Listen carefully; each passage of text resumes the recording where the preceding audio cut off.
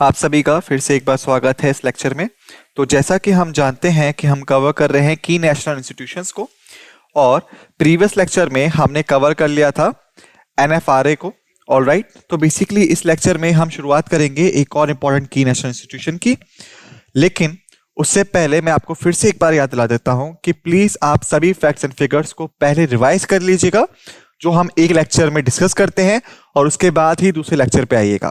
क्योंकि यदि अगर आप ऐसा नहीं करते हैं तो आप चीजों को प्रॉपरली पकड़ नहीं सकेंगे और समझ नहीं सकेंगे। ऑलराइट, तो इस नोट के साथ आइए लेक्चर को शुरू करते हैं। ऑलराइट, सो बेसिकली इस लेक्चर में हम जो बात करेंगे वो हम बात करेंगे एनएचआरसी की। Alright, national human rights commission की। ओके, तो हम क्या करेंगे, पहले यहां पे हम फर्स्ट फुल फॉर्म को देखेंगे। ऑलराइट, सेकंड हम क्या देखेंगे, एस्टैब्लिशमेंट ईयर को देखेंगे। थर्ड हम क्या देखेंगे यहां पे, वो होगा पेरेंट मिनिस्ट्री। ऑलराइट, तो आइए शुरू करते हैं। अगर हम बात करें फुल फॉर्म की, तो बेसिकली एनएचआरसी का मतलब होता है नेशनल ह्यूमन राइट्स कमीशन, और या करें human rights commission. Alright, second अगर हम बात करें एस्टैब्लिशमेंट ईयर की, तो एस्टैब्लिशमेंट ईयर था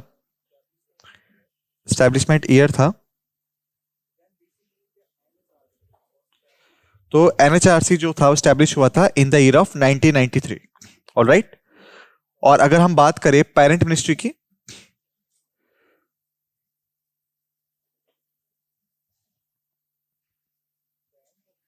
जो पेरेंट मिनिस्ट्री थी इसकी एनएचआरसी की, ministry of home affairs. Alright, तो ये बेसिक डिटेल्स थी एनएचआरसी की। फर्स्ट है full form national human rights commission, second है एस्टैब्लिशमेंट ईयर 1993, थर्ड है parent ministry, ministry of home affairs. Alright, okay, इसके बाद हम बात करें, अगर हम आगे चलते हैं तो ये बेसिकली स्टैब्लिश हुआ था under the protection of human rights act 1993 in accordance with the United Nations principles on human rights. Alright, तो बेसिकली अब क्वेश्चन यहां पे ये है कि क्यों ये जो चीज है यहां पे लिखी हुई है, यानी United Nations principal on human rights थे क्या असली में, तो इसका क्या मतलब है इस पर्टिकुलर लाइन का। तो जैसे कि हम जानते हैं कि protection of human rights act जो है 1993, वो बेसिकली रीजन था कि क्यों national human rights commission establish हुआ। ऑलराइट, ह्यूमन राइट्स कमीशन के लिए। ओके, लेकिन हम ये यहां पे यूनाइटेड नेशंस प्रिंसिपल्स को क्यों देख रहे हैं, मतलब रीजन क्या है। तो एनएचआरसी की जो फॉर्मेशन है वो इस चीज से कैसे रिलेटेड है, तो ये मेन क्वेश्चन है यहां पे, और ये पॉइंट ऑफ स्टडी भी है हमारा। तो आइए शुरू करते हैं इसके बारे में जानना। तो पहली चीज वो ये है कि बेसिकली वो था 10 दिसंबर 1948। ऑलराइट, जब आपका यूनाइटेड नेशंस ऑर्गेनाइज्ड मीटिंग, और उस मीटिंग में डिक्लेयर हुए थे आपके universal declaration of human rights. Alright, जिनको हम एक और नाम से जानते हैं UDHR, universal declaration of human rights. तो ये अनाउंस हुए ऑन 10 दिसंबर 1948, और इसके बाद इसके बाद 10 दिसंबर को हमने डिक्लेयर कर दिया एज अ, या हमने स्टार्ट किया 10 दिसंबर को सेलिब्रेट करना एज अ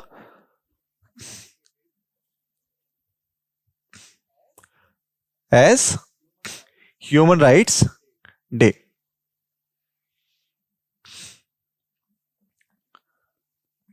ऑलराइट, तो यहां पे हमने दो क्वेश्चंस प्रिपेयर कर लिए।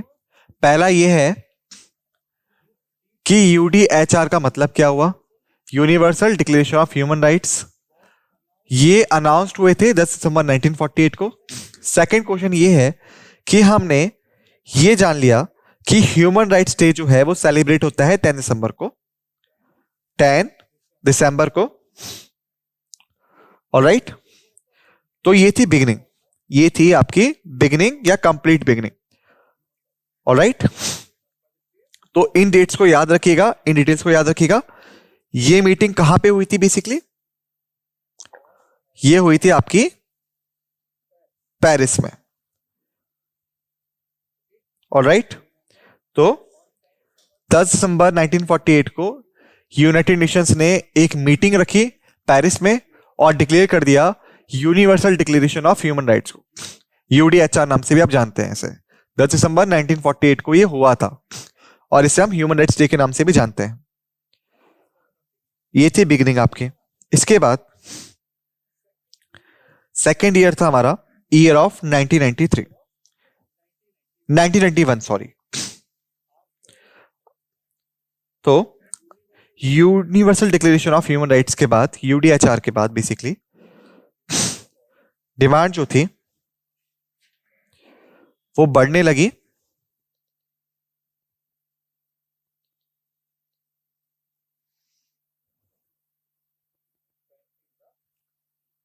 About straightening the concept of human rights. Alright, और ये डिमांड लगातार बढ़ती ही जा रही थी। ओके, जैसे कि आप कह सकते हैं यूएन ने डिक्लेयर कर दिया कि जो यूडीएचआर है वो ह्यूमन राइट्स डिक्लेरेशन रहेगा, लेकिन इनकी जो एनफोर्समेंट थी,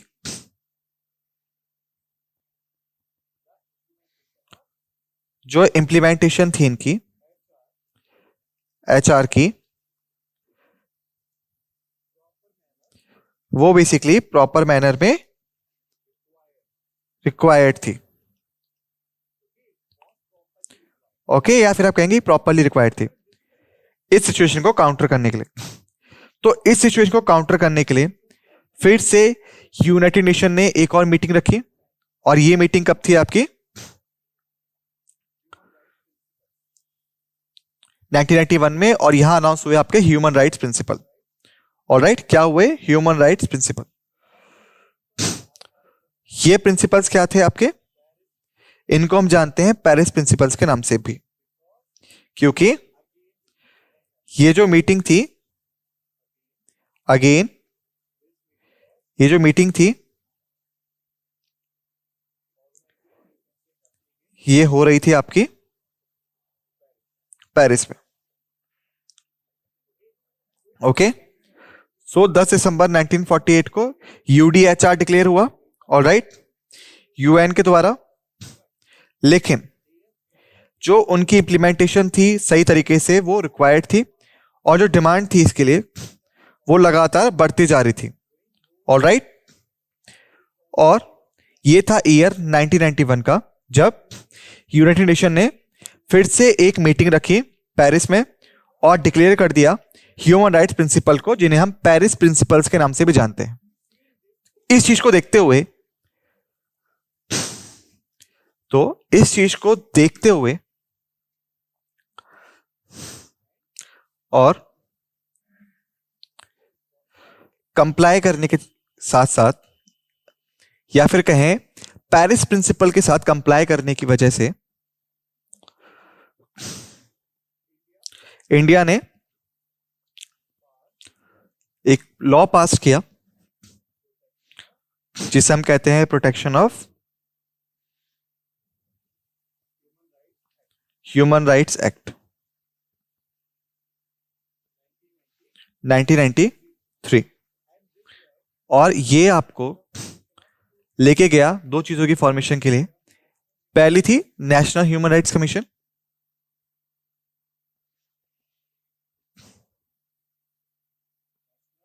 national human rights commission.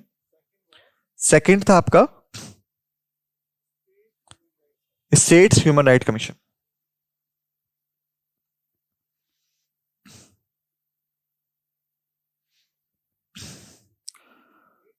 Alright, तो इसका मतलब हुआ कि हमारे पास नेशनल कमीशंस हैं स्टेट पे और नेशनल लेवल पे, ठीक है, दोनों लेवल पे। तो ये था आपका concept behind the protection of human rights act 1993 in accordance with the United Nations principle of human rights के तौर पे। मुझे लगता है कि आपको हिस्ट्री और कॉन्सेप्ट समझ में आ गया होगा। इसके बाद अगर हम स्टार्ट करें with the working of NHRC, तो पहली चीज हम देखेंगे कि ये प्रोवाइड करता है protection and promotion of human rights. तो मैं आपको एक चीज बहुत ही क्रिस्टल क्लियरली बता देता हूं कि जो ह्यूमन राइट्स हैं वो बेसिकली आपके फंडामेंटल राइट्स नहीं होते। इस चीज को अपने माइंड में क्लियर रखिएगा। ह्यूमन राइट्स आपके फंडामेंटल राइट्स नहीं होते। फंडामेंटल राइट्स जो होते हैं वो बेसिकली कौन प्रोवाइड करता है? कॉन्स्टिट्यूशन प्रोवाइड करता है।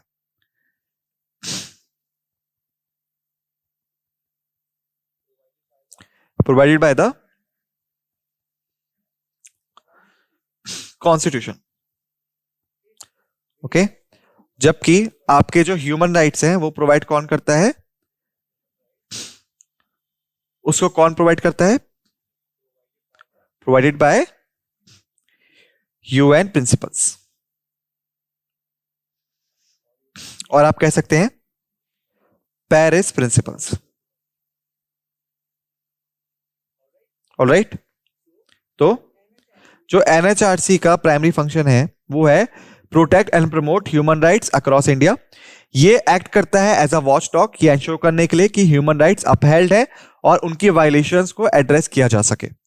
इसका मतलब हुआ कि through out the Indian territory NHRC के पास एक्सेस होता है कि यहां पे किसी भी इंसान के या किसी भी ग्रुप ऑफ पीपल के ह्यूमन राइट्स को डिप्राइव तो नहीं किया गया। ऑलराइट, इसके बाद सेकेंड स्टेप आता है investigation of human rights violation. NHRC जो है इन्वेस्टिगेट करता है कंप्लेंट्स को ह्यूमन राइट्स की वायलेशंस के, जैसे कि पुलिस ब्रुटैलिटी होगी, कस्टोडियल डेथ होगी, टॉर्चर हो गया, या वायलेशन हो गया rights of vulnerable groups.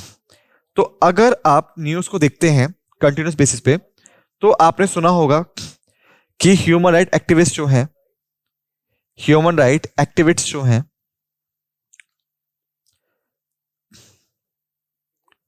Alright, ये पुलिस स्टेशन पहुंच जाते हैं या फिर कोर्ट पहुंच जाते हैं। ऑलराइट, और ये कंप्लेन करते हैं अबाउट थिंग्स जो वहां हो रही हैं। तो ये सारी चीजें जो हैं ये बेसिकली एनएचआरसी के द्वारा एड्रेस की जाती हैं जब ये नेशनल लेवल पे आती हैं।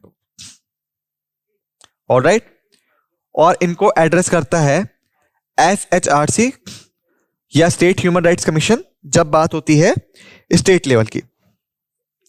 सो क्लियरली हम कह सकते हैं कि अगर एनएचआरसी जो है उसको कोई भी कंप्लेन मिलती है about the human rights violation, जैसे कि पुलिस ब्रुटैलिटी हो गया, कस्टोडियल डेथ हो गया, torture and violation of the rights of vulnerable groups, तो इस केस में एनएचआरसी जो है वो इन्वेस्टिगेशन को कॉल अप कर सकता है, इंक्वायर करेगा मैटर को, और उसके बाद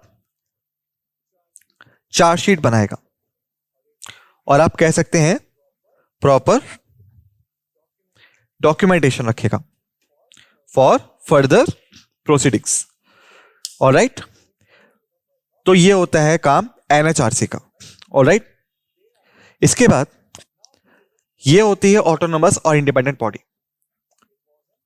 ये हुआ है ऑटोनोमस एंड इंडिपेंडेंट बॉडी। इसका मतलब हुआ कि ये स्टैट्यूटरी बॉडी नहीं है। ऑलराइट, और ये है आपकी ना ही constitutional body. Alright, not statutory body, not constitutional body, but ये है ऑटोनोमस और इंडिपेंडेंट बॉडी। इसका मतलब हुआ कि ये इंडिपेंडेंटली काम कर सकती है और यहां पे कोई भी इंटरफेरेंस नहीं मिलेगी आउटर फोर्सेस से। ऑलराइट, और ऑटोनोमस का मतलब क्या हुआ कि ये खुद के डिसीजंस ले सकता है और उसके अकॉर्डिंग काम कर सकता है। तो ज्यादातर लोग जो है वो ये कहते हैं कि जो प्रोटेक्शन ऑफ ह्यूमन राइट्स है, ऑलराइट, एक्ट जो है 1993 का, वो बेसिकली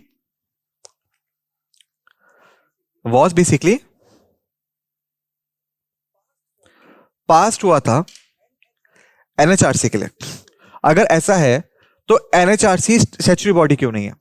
क्योंकि जैसा कि हम जानते हैं कि अगर कोई भी एक्ट किसी भी बॉडी को पावर देता है तो ही वो स्टैट्यूटरी बॉडी होती है। ऑलराइट, तो आंसर ये है यहां पे कि जो protection of human rights act है वो बेसिकली ह्यूमन राइट्स प्रोटेक्शन के लिए पास हुआ था। ह्यूमन राइट्स प्रोटेक्शन के लिए पास हुआ था और इसके लिए हमने एनएचआरसी को बनाया। लेकिन जो एनएचआरसी है वो अपने खुद के एक्ट के द्वारा स्टैब्लिश नहीं हुआ है, बल्कि किसी और एक्ट के लिए स्टैब्लिश हुआ है। ऑलराइट, तो ये एक डिफरेंस है। यहां पे कोई भी एक्ट नहीं है एनएचआरसी के लिए। ऑलराइट, यही वजह है कि एनएचआरसी जो है वो स्टैट्यूटरी बॉडी नहीं है, लेकिन इसको किसी और एक्ट के लिए स्टैब्लिश किया गया है, तो इसीलिए ये स्टैट्यूटरी तो नहीं है लेकिन ऑटोनोमस बॉडी है। इसके बाद हम बात करें रिकमेंडेशंस की या इंटरवेंशन की। तो इंक्वायरी को कंडक्ट करने के बाद एनएचआरसी प्रोवाइड करता है रिकमेंडेशंस टू कंसर्न अथॉरिटीज ताकि रेमेडियल एक्शन लिया जा सके। ये ऑल्सो इंटरवेन कर सकता है कोर्ट प्रोसीडिंग्स में अगर ह्यूमन राइट वायलेशंस होती हैं। तो आप कह सकते हैं कि एनएचआरसी अपने आप कोई एक्शन नहीं ले सकता। ठीक है, कोई भी एक्शन नहीं ले सकता अपने आप। ये सिर्फ काम करता है, कंप्लेन को नोट डाउन करता है और फिर इन्वेस्टिगेशन को लॉन्च करता है और सबमिट करता है चार्जशीट, या फिर आप कहेंगे कि बेसिकली डिटेल्स को और रिपोर्ट्स को टू कंसर्न अथॉरिटी, और उनको बोलता है कि वो उस पर एक्शन लें। ऑल्सो ये इंटरवेन कर सकते हैं कोर्ट प्रोसीडिंग्स में अगर कोर्ट उनसे बोलता है कि अगर यहां पे कोई भी ह्यूमन राइट्स वायलेशन हुई है तो। इस चीज को आप याद रखिएगा। उसके बाद है पब्लिक अवेयरनेस एंड एजुकेशन। तो बेसिकली एनएचआरसी जो है वो सिर्फ प्रोटेक्ट नहीं करता राइट्स को, बल्कि एंश्योर करता है कि जो लोग हैं वो एजुकेटेड हों और अवेयर हों about the human rights. Alright, ताकि उन्हें अपने राइट्स के बारे में पता हो और वो कैसे, हाउ दे कुड रीच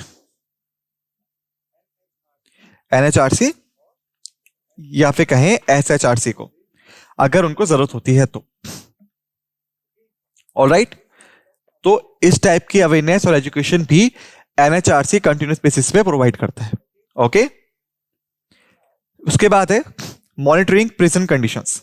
ये बहुत इंपॉर्टेंट है क्योंकि क्या होता है जब भी किसी को डिटेन किया जाता है, किसी को भी, ऑलराइट, तो यहां पे एक सिंपल रूल होता है कि कोई भी उससे मिल नहीं सकता डायरेक्टली। ऑलराइट, तो इस केस में कैसे चेकआउट किया जा सके कि जो इंसान डिटेंशन सेंटर में है क्या उसके साथ कोई भी अनह्यूमन बिहेवियर नहीं हुआ है, तो इसके लिए एनएचआरसी क्या करता है, मॉनिटर करता है प्रिजन कंडीशंस को ताकि एंश्योर किया सके जो राइट्स है और डिग्निटी है प्रिजनर्स की वो मेंटेन की जा सके। ये प्रिवेंट करता है कस्टोडियल वायलेंस को और एंश्योर करता है ह्यूमन ट्रीटमेंट्स ऑफ इनमेट्स। इसका मतलब हुआ कि एनएचआरसी जो है वो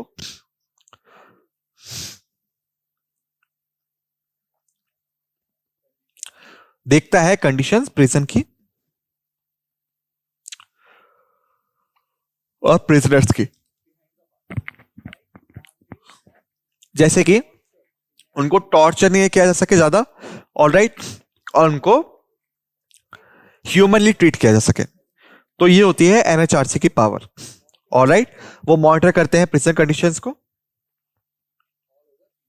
all over India to check out whether the conditions are human or not. उसके बाद है human rights training for professionals. NHRC conduct करता है training programs for law enforcement personnels, security forces और अदर गवर्नमेंट ऑफिशियल्स, ताकि उन्हें समझाया जा सके ह्यूमन राइट्स के बारे में और इंश्योर किया जा सके उनका कंप्लायंस। क्योंकि यहाँ पे कई सारे स्टेक होल्डर्स हैं, जैसे कि मान लीजिए हम सभी एक सोसाइटी में रह रहे हैं जिसको कि सराउंड किया हुआ है ह्यूमंस ने, ऑलराइट। और हर एक इंसान जो है उसके खुद के अलग अलग रूल्स हैं, ऑलराइट। तो जब भी यहां पे ह्यूमंस होते हैं जो डील करते हैं ह्यूमंस के साथ ही, ऑलराइट, तो ह्यूमंस डील कर रहे हैं ह्यूमंस के साथ। इस सिनेरियो में ये बहुत इंपॉर्टेंट हो जाता है ये एंश्योर करना कि जो लॉ एनफोर्समेंट पर्सनल्स हैं या सिक्योरिटी फोर्सेस हैं या बाकी गवर्नमेंट ऑफिशियल्स हैं जिनकी जरूरत है लॉ एंड ऑर्डर मेंटेन करने के लिए नेशन के अंदर, वो अवेयर होने चाहिए इन सब चीजों के बारे में, ऑलराइट। और वो ट्रेन होने चाहिए विथ ह्यूमन राइट्स और एंश्योर करना चाहिए उनका कंप्लायंस विद दैट, ताकि जो चीजें हैं वो अच्छे से हो सके। उसके बाद राइट टू इंफॉर्मेशन की हम बात करें, एनएचआरसी के पास अथॉरिटी होती है इंफॉर्मेशन को एक्सेस करने के लिए गवर्नमेंट एजेंसी से कंसर्न ह्यूमन राइट्स इश्यूज पे, जो कि हेल्प करता है उसे कंडक्टिंग इन्वेस्टिगेशन में और एप्रोप्रिएट एक्शन लेने में। इसका मतलब हुआ कि मान लीजिए अगर किसी को पुलिस फोर्स ने अरेस्ट किया है एग्जाम्पल के तौर पे, और उसके जो फैमिली मेंबर्स हैं वो एनएचआरसी के पास जाते हैं और बोलते हैं कि कुछ अनह्यूमन बिहेवियर उस पर्टिकुलर पर्सन के साथ किया जा रहा है, तो इस केस में एनएचआरसी जो है वो पुलिस फोर्सेस से इंफॉर्मेशन मंगा सकता है, ओके, कि उस पर्सन के साथ क्या बिहेवियर किया जा रहा है, ये चेकआउट करने के लिए कि कोई भी अनह्यूमन बिहेवियर उस इंसान के साथ ना हो, ऑलराइट। वो इन्वेस्टिगेशन कंडक्ट कर सकता है और एप्रोप्रिएट एक्शन ले सकता है अगर एनएचआरसी को लगता है कि ह्यूमन राइट वायलेशन यहां पे हुआ है तो, ऑलराइट। तो एक चीज को याद रखिएगा कि ये एप्लीकेबल नहीं होता है इंटेलिजेंस एजेंसीज के खिलाफ, या फिर आप कहें कि अगर किसी को इंटेलिजेंस एजेंसीज ने अरेस्ट किया है, डिटेन किया है, तो एनएचआरसी डायरेक्टली इंटेलिजेंस एजेंसीज के पास नहीं जा सकता। हालांकि वो बाकी चैनल्स को ट्राई कर सकते हैं, लेकिन डायरेक्ट इन्वेस्टिगेशन कैरी आउट नहीं हो सकती, डायरेक्ट इंफॉर्मेशन प्रोवाइड नहीं की जाएगी एनएचआरसी को by the intelligence agencies, alright. तो इसी वजह से तो लगभग जो 28 इंटेलिजेंस एजेंसीज इंडिया में ऑपरेट करती हैं उनको एक्सेप्टेड दिया गया है एनएचआरसी की इस पावर से। उसके बाद है सुयोमोटो एक्शंस। तो बेसिकली क्या होता है, पहले ह्यूमन राइट वायलेशन होगा, उसके बाद जो इंसान है वो एनएचआरसी के पास जाएगा और फिर एनएचआरसी जो है वो इन्वेस्टिगेशन लेगी, रिपोर्ट को सबमिट करेगी कंसर्न अथॉरिटी के पास में, और फिर अथॉरिटी को बोलेगी कि आप एक्शन लीजिए, ऑलराइट। तो क्या मिला हमें यहां पे, हमें देखने को मिला कि पहला स्टेप है फाइलिंग ऑफ कंप्लेन, उसके बाद एनएचआरसी जो है वो इन्वेस्टिगेशन को लेगी।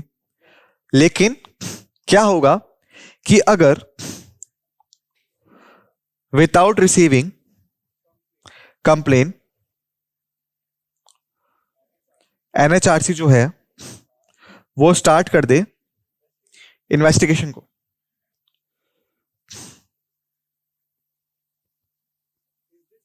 तो क्या ये हो सकता है? तो आंसर है हाँ, हो सकता है। और इसे हम कहते हैं सुओमोटो एक्शंस एनएचआरसी के।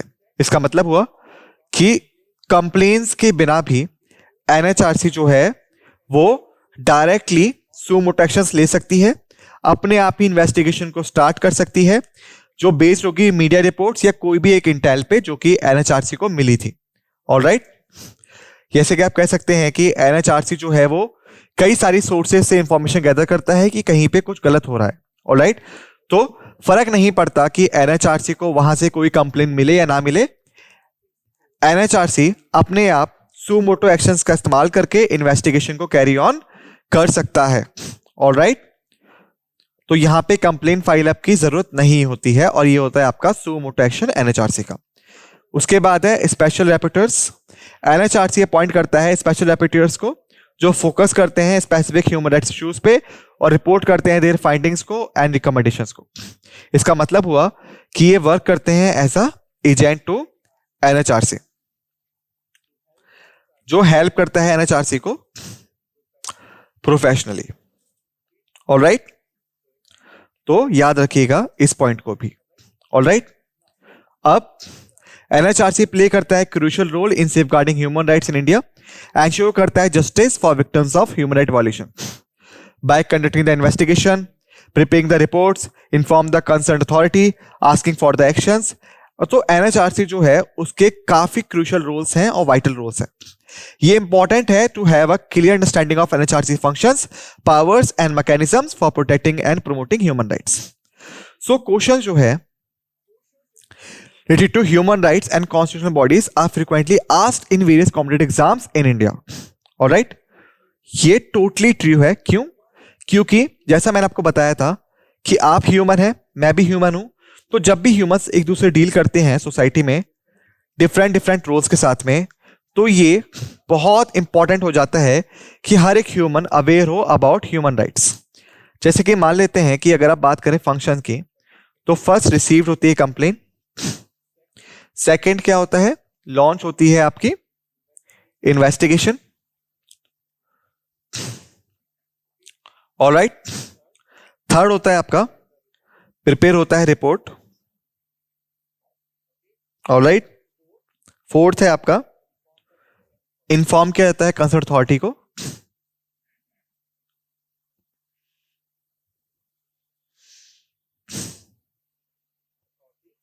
कंसर्न अथॉरिटी को, और फिफ्थ आता है आपका आस्क फॉर एक्शन।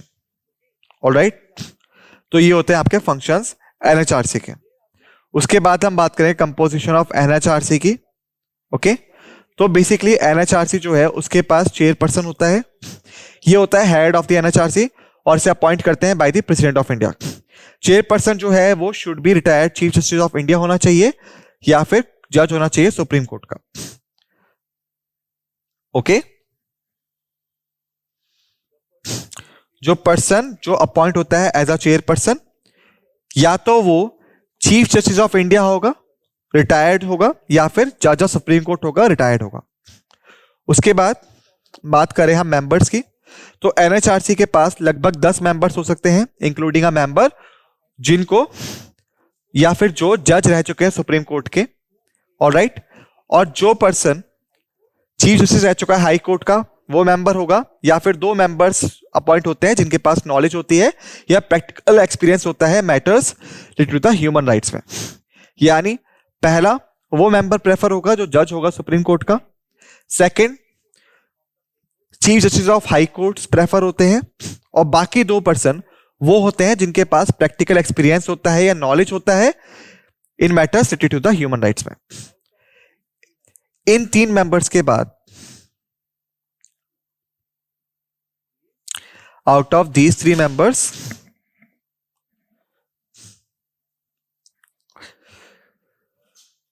एक होना चाहिए आपका वुमन।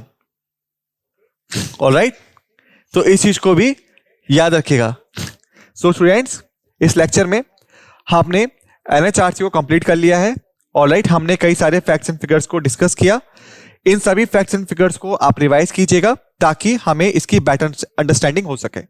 नेक्स्ट लेक्चर में हम कंटिन्यू करेंगे एक और इंपॉर्टेंट की नेशनल इंस्टीट्यूशन। तब तक आप सभी फैक्ट्स एंड फिगर्स को रिवाइज कर लीजिएगा जो हमने इस लेक्चर में डिस्कस किए हैं। इस नोट के साथ हम इस लेक्चर को समाप्त करते हैं। आप सभी का धन्यवाद।